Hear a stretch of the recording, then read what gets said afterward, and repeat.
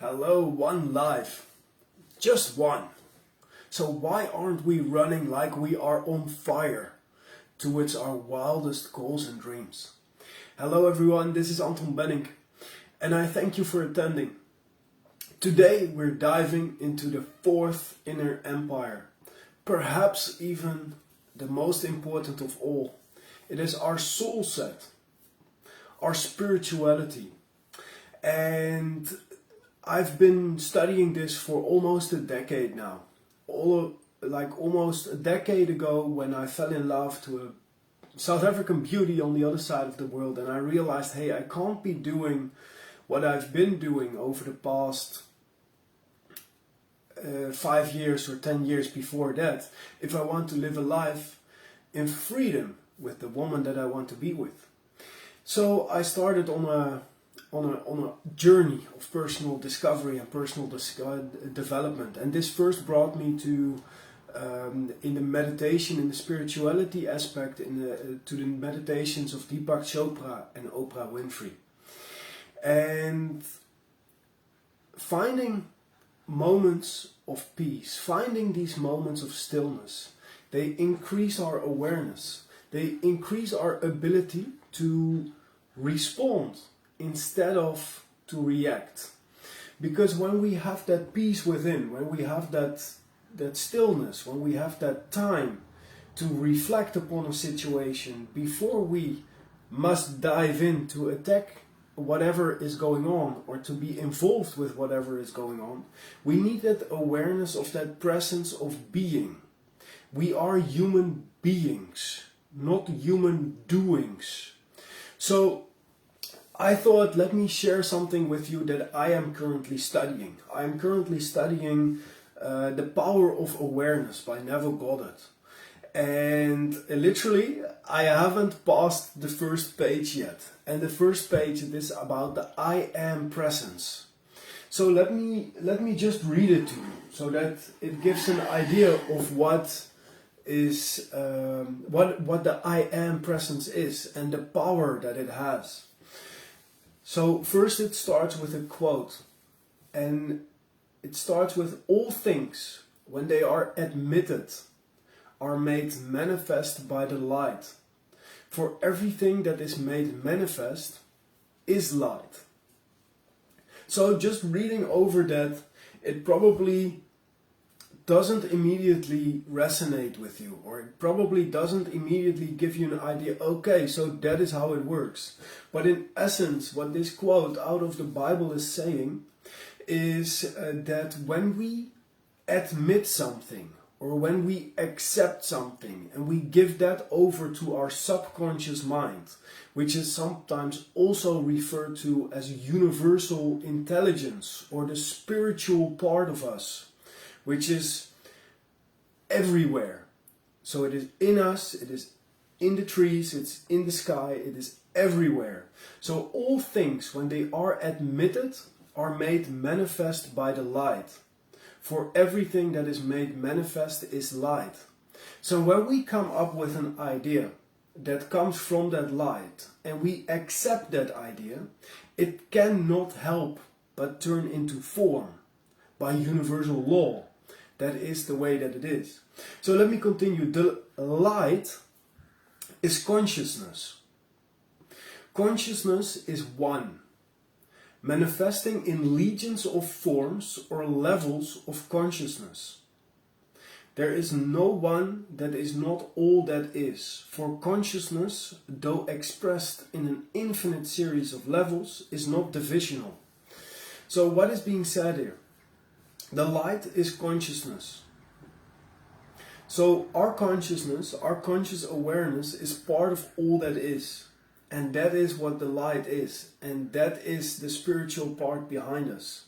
Like this whole idea of Soulset, this whole idea of spirituality that I'm talking about here, it has nothing to do with religion. It has nothing to do with either being a Muslim, either being Jewish, either being Christian, Catholic, or anything in between. This has to do with the spiritual side of us, the fact that we are a spiritual being with a human experience and not a human being with a spiritual experience. So it is up to us to realize this presence within, this being that we are the light, that we are part of the consciousness, and that we have the conscious awareness to affect and influence and work with this consciousness. So there's no one that is not all that is. So you are all that is. I am all that is. And together we are all that is as well. For consciousness, though expressed in an infinite series of levels, is not divisional. There are an infinite number of frequencies, and we operate on frequencies. A frequency is a level of vibration. For example, now that I go live through my phone, you can tap into the same frequency that my phone is on, and you can tap into this video while I'm streaming it. And like that level of frequency, they're all attached to the levels of frequency above and the levels of frequencies below. So that over time, or like when you realize that, is when you can move up or down certain levels of vibrations, move up or down certain levels, certain frequencies, to become aware and to start operating and thinking and believing based upon the level of awareness that the good of your desire is on as well. So let's continue. There is no real separation or gap in consciousness. The I am cannot be divided. I may conceive myself to be a rich man, a poor man, a beggar man, or a thief.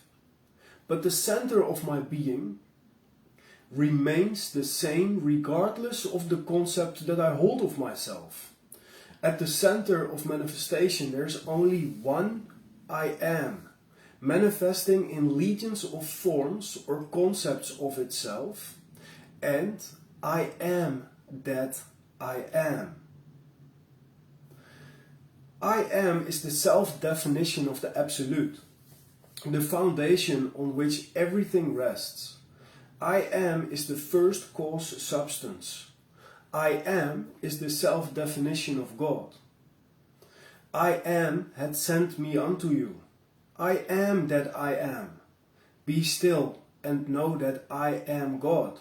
That is what the burning bush, what signified God when Moses was standing in front of the burning bush, that he should free his people, that he was told by God, that was signified in the burning bush, that he should do that. And when he asked the burning bush or God, who should I tell has sent me? Why would they believe me? Say, I am had sent me unto you. I am that I am. Be still and know that I am God. So, based upon that answer from the burning bush, we can take the realization that we are part of the I am presence. So that when we use the words I am and we follow it by something destructive or something negative, that we tell the light, we tell the consciousness by saying I'm unhappy, or I'm sick, or I'm broke. We tell the consciousness that that is what you are. So that is what will make manifest when you admit it, when you accept it, that. So I am is a feeling of permanent awareness. The very center of consciousness is the feeling of I am. I may forget who I am, where I am, what I am, but I cannot forget that I am. The awareness of being remains regardless of the degree of forgetfulness of who, where, and what I am. And that's just the first page of this book that I've been studying now for a while. This Neville Goddard, he operated on a level of awareness that is rare. throughout history, it is rare that people operated on that level of awareness where they could see these eternal truths. So when we can become aware of the power of the I am presence, we can start using it to become more and more aware and use this power, this godly power, to our benefit. When we create I am statements, for example, you say, I am happy, I am healthy, I am prosperous, I am living my dream, I am grateful, I feel love to and through my system. When you are aware of the power of the statements that you say that have I am in front of them, you can start changing your life in an effortless manner. Because through using this, when it is admitted, when you accept the idea, you can attract it to you, and you'll move towards it, and it will move towards you, and the it being whatever it is that you want. And part of the universal laws is the law of gender, and I stated this the last episode as well. And the law of gender decrees that everything has a gestation period. Every seed has an incubation or gestation period. And we know that for a human seed, that is about 280 days before the baby comes out. For a carrot seed, that's about 70 days for the seed to turn into a carrot. But for the idea that the idea can be seen as a spiritual seed, we cannot, there's one thing we know for sure, and that is that we cannot predict the exact time that that seed will come out. But when we accept the idea of the I am presence, and we use the I am presence as seeing ourselves as already I am the person who lives and thinks and believes and acts like the person that he wants to become, you can attract all of this to you. And I would like to finish off today with a beautiful meditation that you can follow from one of my spiritual mentors.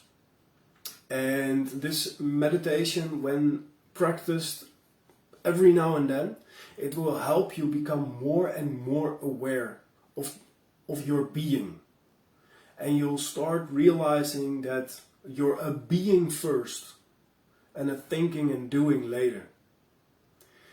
Everything starts in the being. Everything starts in the consciousness.